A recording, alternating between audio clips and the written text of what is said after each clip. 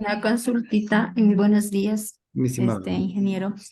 Para el personal de código de trabajo también es necesario hacer la declaración patrimonial periódica.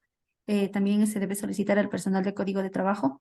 Ya, la ley señala claramente para servidores y servidoras públicas, mi estimada Mónica. Si ellos están con código de trabajo, no importa la forma de la contratación. Si son servidores públicos, necesariamente también tienen que cumplir esta disposición en forma obligatoria, ¿ya? Ya, muy amable. Y otra consultita, Con gusto. verán, nosotros acá en la institución tenemos bastante movimiento de personal por el tema, bueno, no movimiento, sino encargos y subrogaciones.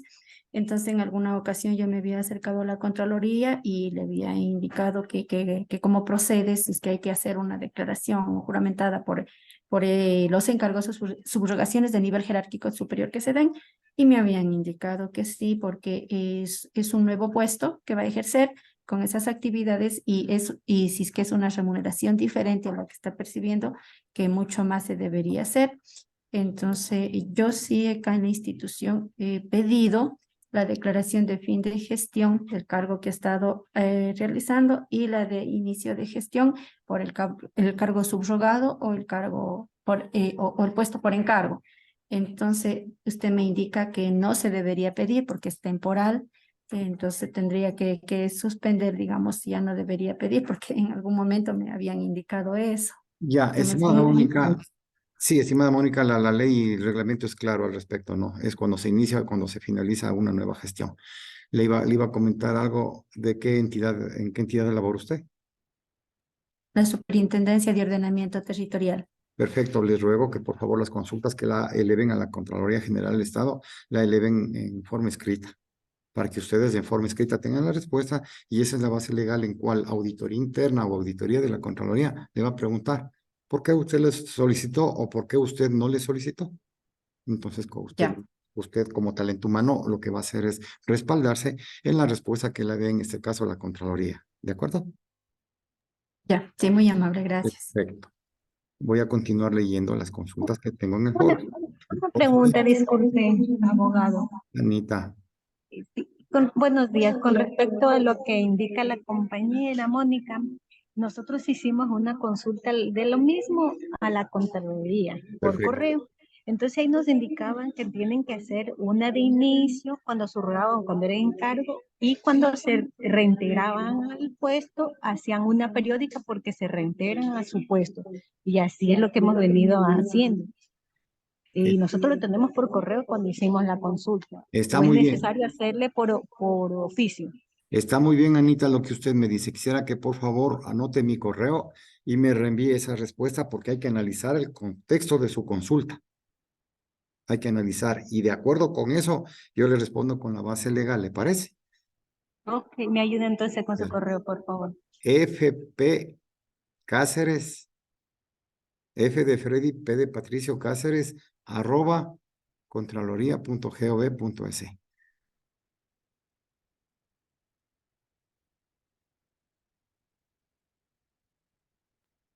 Muy amable, gracias, abogado. A usted, Anita, vamos a hacer un análisis jurídico de la respuesta y la pregunta que hicimos. De pronto estamos cambiando algo en el contexto y les puedo dar una respuesta diferente. Entonces, ya cuando analicemos eso, le podemos poner incluso a todos los compañeros la respuesta para que ustedes tengan ya una base legal en la que puedan indicar, porque el momento que hay una auditoría, ustedes tienen que tener las suficientes pruebas para que puedan probar a la Contraloría o a los funcionarios, a nosotros, nos puedan comprobar de que ustedes han actuado al margen de una disposición que el propio organismo técnico de control ha emitido.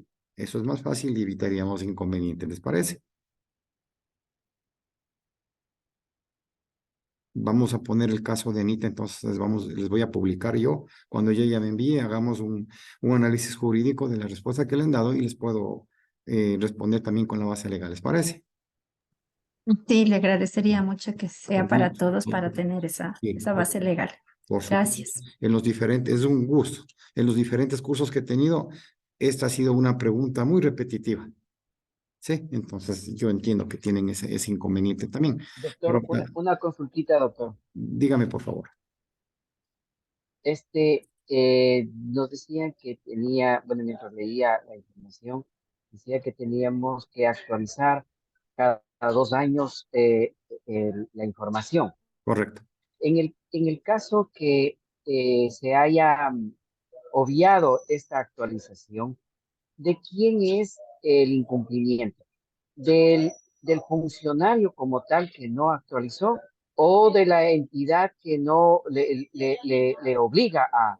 O sea, ¿a quién sería el que comete el error ahí? Mi estimado Eduardo, ¿de qué entidad es usted? Del gobierno provincial de Santo Domingo de los Áchilas. Perfecto, del GAD de Eh, Santo eh, Domingo. y, Excelente. no pertenezco a la dirección de talento humano, sino más bien a Ujú. otra dirección. Sí, sí. Tenemos entre los asistentes, tenemos gente que trabaja en talento humano, gente que no trabaja en talento humano, gente que tiene experiencia ya en el sector público en diferentes áreas y también gente que recién se está integrando al sector público. Entonces, efectivamente, es necesario que todos conozcamos la ley y para cumplir y evitar ser sancionados. En este caso, la responsabilidad es del servidor público. Él es el que tiene que presentar. Para él son las fechas de presentación, para él son las condiciones. Pero recuérdese que hay normas de control interno que nosotros les hemos facilitado a ustedes, las cuales señalan que talento humano debe cumplir con lo establecido en los propios estatutos orgánicos de sus instituciones. Y uno de ellos es requerir los documentos necesarios para que los diferentes servidores públicos sean ingresados al servicio público, valga la redundancia, cumpliendo todos los requisitos. Y uno de ellos es las declaraciones. Quiere decir que hay incumplimiento de parte y parte. Unos incumplen una base legal y otros incumplen otra base legal, pero los dos podrían ser sujetos de sanción. No sé si con eso le respondo, mi estimado Edgar. Sí, sí, claro, gracias. Ahora, hay algo que es más grave para lo que es talento humano. ¿Qué sucede si ustedes como talento humano le dan el paz y salvo a una persona que no ha entregado la declaración jurada? Va a tener más inconveniente también la persona de talento humano por sin cumpliendo el ALOCEP. ¿Qué sucede si le posesionan a una persona que no ha entregado el, la declaración jurada? Va a tener inconvenientes también. Y recuérdense que no presentar la declaración jurada se podía ver una presunción de indicio de responsabilidad penal. O sea, no es tan fácil decir, yo le posesioné al compañero sin los requisitos, entre ellos la declaración. Entonces, el olvidarse de hacer la declaración o el omitir necesariamente va a conllevar el establecimiento de responsabilidades. O sea, hay que estar atento, hay que ayudarles a los compañeros también, haciéndoles un acuerdo de que ya este mes, yo les pondría un mail a estas alturas, 24 de agosto. Los siguientes compañeros se les vencen las declaraciones juradas en el mes de septiembre. Los solicitamos comedidamente realicen la declaración jurada pertinente y presenten en talento humano la evidencia de que ya el trámite fue terminado. Con eso talento humano también va a decir, hasta les dice acuerdo, pero ustedes no lo cumplieron, ¿verdad? Entonces ahí tienen una acción muy positiva de parte de talento humano, más aún cuando Sí. se posesionan. Profe, Miguel, por favor, buen día con todos. Le tengo dos consultas, profe. La dígame. primera consulta es, en el caso de nepotismo, por ejemplo, en caso de los gobiernos autónomos descentralizados, eso se extiende hasta el tema del cuerpo colegiado que vienen a ser los Sí, concejales, incluso los alternos que cuando se principalizan. correcto. Y muchas veces va a pasar que la máxima autoridad no le va a conocer, incluso si son parientes o no de los señores concejales. Puede pasar eso. Sí, correcto. Ya. ¿Y de quién es la responsabilidad en caso de que se genera un tema de nepotismo? ¿Del servidor o de la máxima autoridad? Es un tema bastante, digamos, preocupante porque existen esos casos. Y Sí, resulta que la máxima autoridad no tuvo conocimiento realmente, o sea, no es por hacerse loco, como sí, sí. decimos, realmente no tuvo conocimiento y no sé de quién es la responsabilidad, pese a que sabemos que es la destitución de la máxima autoridad, etcétera, pero hacer la declaración jurada es responsabilidad del servidor, se creería, no sé. Sí, mi estimado Miguel, pero antes de que me olvide, se va a cerrar la sesión. Les espero en el mismo link. Después de unos pocos minutos que se acaba la grabación que estoy haciendo, se acaba de registrar en mi disco duro. Yo inicio en el mismo link, ¿ok? Respondiéndole, Miguel, ¿en qué entidad trabaja, por favor? Por el momento no trabajo, Ya, perfecto. solo es una. Ya, no se preocupe, Miguel. La máxima autoridad es responsable del nepotismo. Él es el que le firma el ingreso al sector público a un servidor público, valga la redundancia, ¿no es cierto? Entonces, si bien es cierto, él no puede estar investigando familia de quién es y cosas por el estilo, tiene que tener el apoyo de la Dirección de Talento Humano. Pero a quien, Dios no quiera, a quién le va a llegar la destitución es a él.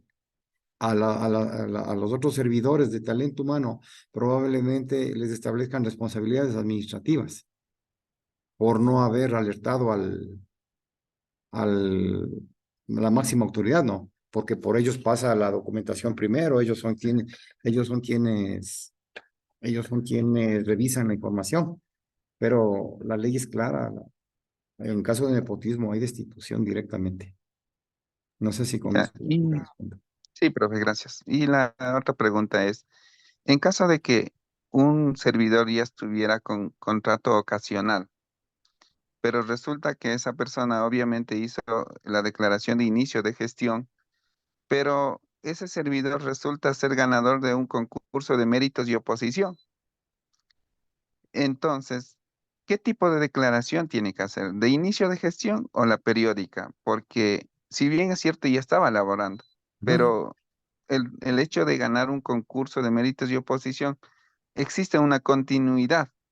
Entonces, en esa parte, no sé si tiene que hacer una declaración de inicio de gestión, porque, o sea, porque el objeto del contrato como que cambia, ¿no? Primero, Sí, estimado Miguel, es muy buena pregunta. perdón, antes estaba con contrato y ahora está con Sí, nombramiento, entonces, sí, yo lo entiendo, es muy buena pregunta. Lo que sucede es que como termina el contrato, tiene necesariamente que hacer un fin de gestión. Y hay un inicio de gestión en el nombramiento que le están dando, porque incluso recuerda que le van a dar otra partida diferente. No va a ser contratado con la partida que es provisional, ¿ok? Entonces, efectivamente, inicia nuevamente sus funciones, aunque físicamente puede estar en la misma entidad y de pronto hacia la misma dirección, pero tiene que necesariamente hacer el inicio de gestión, ¿ok?